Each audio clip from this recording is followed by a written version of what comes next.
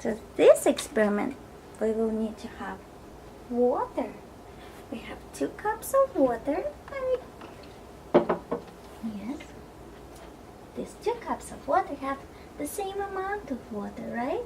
Does it look the same? Yes.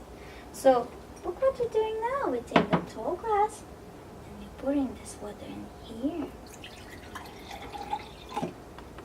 So which cup has more water now? This one or this? Or they're the same? This one. This one has more water? Why? Because it's in a big cup. Because it's in a big cup? But we took it out from here and they were the same. Look, if you pour it back, watch what happens. Does it look the same? So, if you put it here, does it look the same? Do they have the same amount of water? No? He's lucky.